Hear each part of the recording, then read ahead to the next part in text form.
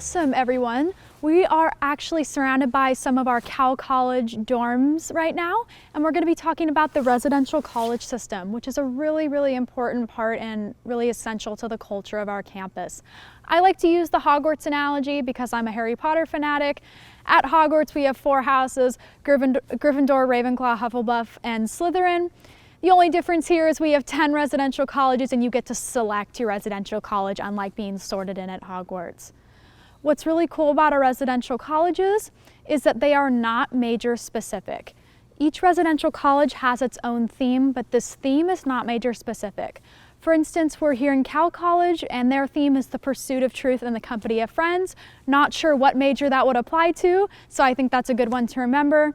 And then another great example is Crown College, which is Science, Technology, and Society. But you do not have to be a STEM major or science, technology, engineering, and math to live in that college. So really it's an opportunity to get to know people from all across different disciplines and live where you want to live. And they're all architecturally different. They all have those different themes and they're all located in different spots on campus. Just to give yourself a little orientation, all of the residential colleges form a horseshoe around campus, starting with Cal Stevenson all the way on the east side of campus, and then going all the way to the west side of campus, which is Porter and Kresge, and then the other colleges kind of fill in the gaps. Really, the purpose behind the residential college system is to have a self-sustaining community within a larger UC campus. It was actually one of the main reasons why I chose to come to UC Santa Cruz, because I knew when I moved in, I would immediately have people that I identified with, which is my fellow Stevensonians. And what's really cool is we get to graduate with our college as well. And you also get to go to graduations with your majors.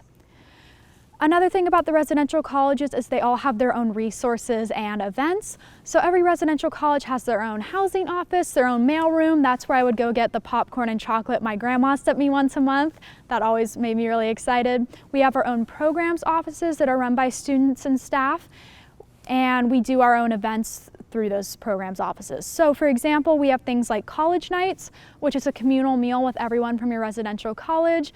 I know Cal College did a Harry Potter theme, which is really cool. And that's an opportunity to sit down and get to know more people from your residential college. About 83% of our students get their first choice. Upon admission to UC Santa Cruz, you'll select your top 5 residential colleges. And like I said, about 83% get their first, if not their second choice. So usually it works out really well. To be perfectly honest, I chose UC Santa Cruz because it overlooks Monterey Bay and it's absolutely beautiful. And it's right next to our gym facilities as well, which is a part of my daily lifestyle.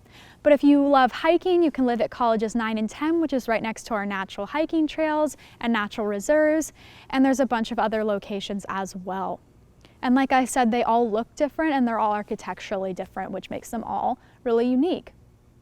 So that's a little bit about the residential college system.